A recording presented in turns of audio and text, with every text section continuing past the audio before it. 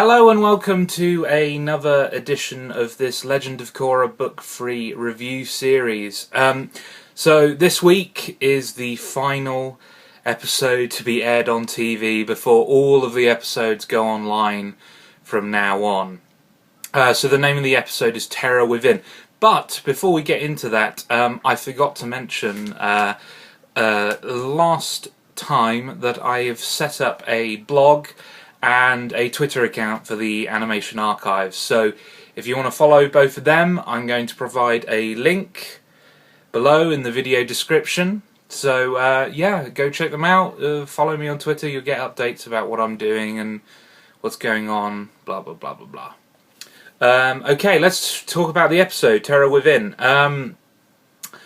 So first of all, we start out with Korra and Bolin metal bending training. Korra's excelling, Bolin is struggling quite a bit. I like that Bolin's getting a lot of good moments in Legend of Korra now. He's always kind of been the character that is hard done by and stuff like that, and he still kind of is, especially in this early sequence here where he's metal bending. He's really struggling. But there are a lot of great moments with him in this episode where he gets to shine. A lot of funny moments, but also a lot of heroic moments with him. So Bolin was surprisingly, because I think Bolin kind of gets, and in some ways unfairly, gets labelled as Soccer 2.0, or if you want to be cruel, Soccer 0.5. But I think that they're doing a good job of establishing him as a character in his own right now, especially in this season. And plus, I think he is while both Sokka and Bolin are comic relief type characters. I think they do draw their comedy from slightly different places. Sokka was always a pessimist, and a lot of his humour came from him always doubting the situation and stuff like that. Bolin's an optimist, and like a lot of his humour is generated from the fact that things don't go the way he hopes they will, and stuff like that. I really hope he does learn metal bending.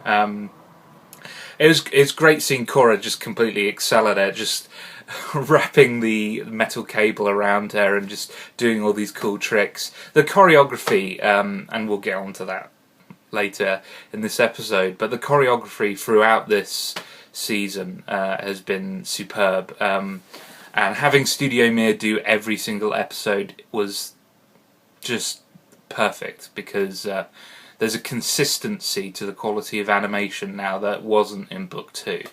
So that's great to see.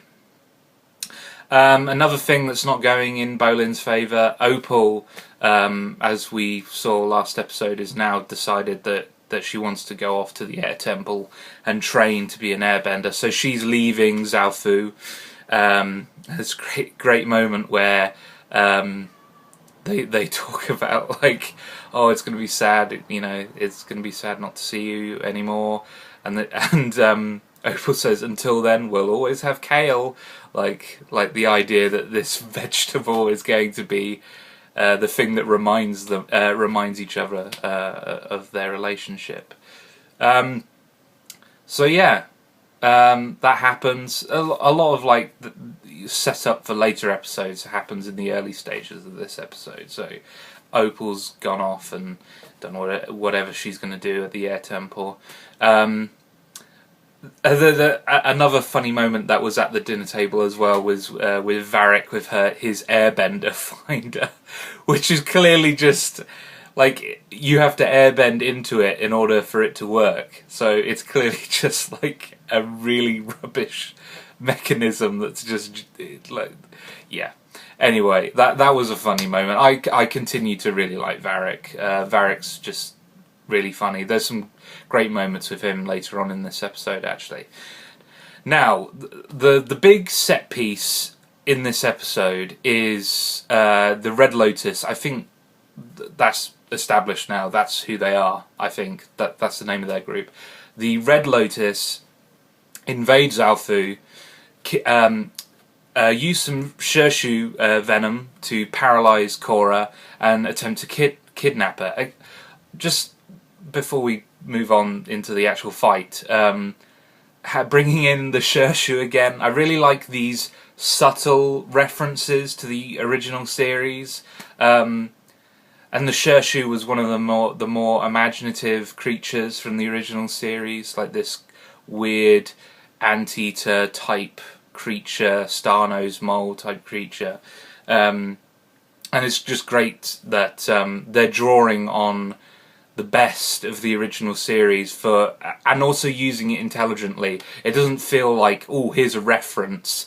It makes sense that these guys, in their attempt to kidnap Korra as quietly as possible, would use like that paralytic agent that the Shershu had. And then we go into one of the best directed and choreographed fight sequences we've seen in Legend of Korra. The thing that makes this fight stand out for me is there is a clear sense that the people who constructed this sequence were very aware of what everyone's individual powers are and how they would work together in unison.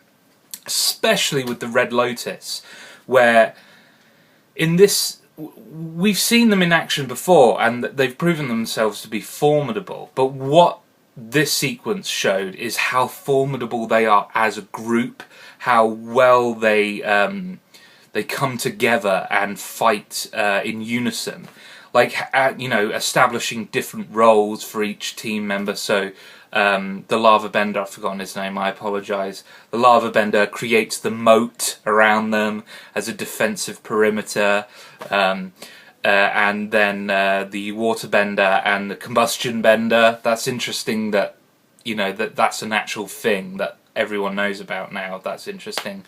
They're on the offense, so like the Combustion Bender is making sure that she's constantly throwing explosions at our hero's way every few seconds, so they don't have a moment to catch their breath. And then Zahir, trying to create some cover, he ultimately fails, but the idea, okay, you guys cover me while I try and get us out of here.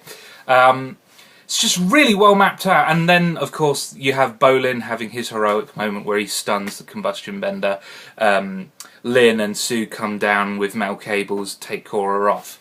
Just a really intelligently constructed action sequence that is aware of everyone's limitations, everyone's capabilities, and all of that coming together to create a sequence that is just really exciting and thrilling. And the great thing is, the antagonists, the Red Lotus, do ultimately fail in their task, but they don't come out of that sequence feeling like they're any less intimidating than they were before. They had our heroes on the ropes, so most of that fight, and it was only at the last minute due to Sue knowing more about the structure of the city, that they get the upper hand. I'm just going into superlative territory, but I'm just really impressed with that sequence. It's one of the best action sequences in the series. And that's not the end of the episode. And then the second half of the episode kicks in, and then it's this whole mystery about how the Red Lotus even managed to get into the city and how they got out again.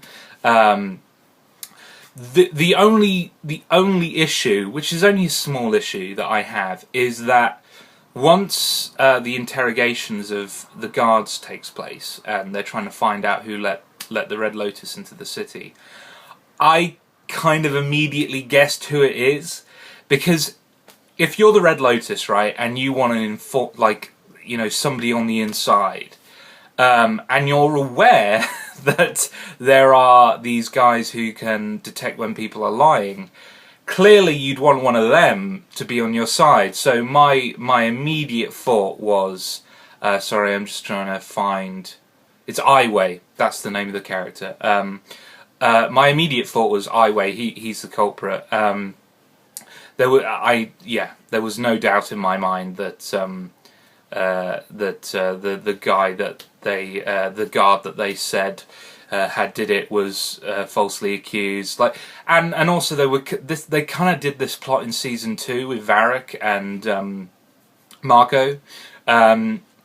So it was great having Varric actually point that out, because it is the same plot. So the fact that Varric is the one that says, by the way, this is exactly what I did last season, the creators kind of acknowledging the fact that we've done this already. Just we know we did this already. Don't worry, and that's great. But what's great is I didn't immediately it was only in this episode that I pegged Aiwei as the possible culprit. But what was great was, unlike Unalaq last season, I didn't immediately peg because when Unalaq turns up, first scene, he's the villain. Like, there's no doubt in your mind that he's the bad guy.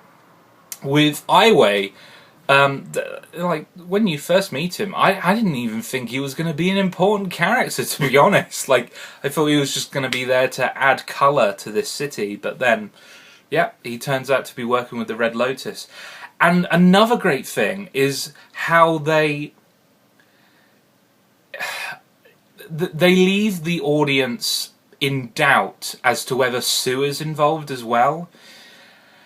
And if she is, I'll be horrified. I mean, it would be, from a storytelling perspective, it would be genius. But as an audience member who's attached to a character, that would be horrifying for me, because she's so likable. And she's one of the most appealing characters they've introduced this season. And then they've already, had Lin and Sue make up and stuff like that. So if suddenly she betrays them all and she's actually, working with the Red Lotus, that would be a genius moment, because not only is it a twist that I say it's not predictable, like I'm talking about it now, but do you know what I mean? It's not obvious in the same way that Unalaq was. Like, it's a possibility, but for me it could go either way. Like, there's a 50-50 chance that she could be working with the Red Lotus, or there's a chance that she's just a good guy, like we think she is. Which is so refreshing after Unalaq, who was just completely obvious. Like, you knew he was the villain straight away. That stuff's really clever. Sorry, I'm just looking at my notes, just making sure I haven't missed anything. Just a really good episode overall. Just linked in with the Sue theory that she might be working with the Red Lotus. There were a couple of frames of animation where it was literally just the eyes for two of these characters. One was when Lin told Aiwei to please interrogate Sue so we know she's not involved. He does this weird side-to-side glance and then goes, oh, okay, and then goes on with it. And I wondered why the creators would focus on that. It's almost like, are they suggesting that Aiwei and Sue are in cahoots here? And also when Aiwei escapes and blows up the evidence and stuff like that, and then Korra and the gang present the possibility that Aiwei's a traitor to Sue. Sue also does this weird glance side to side thing before she goes, no, he's not, he didn't betray me. And because it's animation, it takes so much effort to animate any kind of movement in a character's face, and so they kind of put both of those expressions in for no reason. I can't imagine that those small glances are there just for no reason. I feel like they're suggesting something. It may not be what I'm thinking of right now, that I think that Sue might be involved with the Red Lotus, but because of how much effort I know is required to do those small movements in the face and stuff like that for these characters, I just cannot imagine it's just there for no reason other than to animate, just make, give the character an expression. You have to be with animation, you have to convey exactly what you want to convey, and be no confusion if that's your intent. So the fact that that expression was vague and they deliberately put it in there and deliberately focused on it says to me that there's something going on there, that they're trying to convey something to the audience without being blunt about it, without outright saying it. And then the ending, Lin Beifong wants Korra to stay in the city, or eventually take her back to Republic City, because that's where she can protect her. She does not want Korra going after this gang. She wants her to stay protected. And Sue, at first, seemingly agrees with Lin and says, Korra, please stay here. And then in the middle of the night gives Korra a jeep and says, go get them. You're the Avatar, blah, blah, blah, blah, blah, go get them. Which also makes me suspect Sue, because I almost feel like the sensible... I kind of agree with Lin. I think the sensible decision with this group of people is to go on defense, because they're really powerful, and to confront them directly would seem suicidal. So for Sue to encourage that, it kind of feels like she's leading them into a trap or something like that. But I don't know. It'll be interesting to see what happens next episode. Anyway, those are my opinions of The Terror Within, the last televised episode of Legend of Korra, which is a shame, but hey ho, it's the future, blah blah blah. Please check out the Animation Archives blog and Twitter account. I'll see you next time. Bye!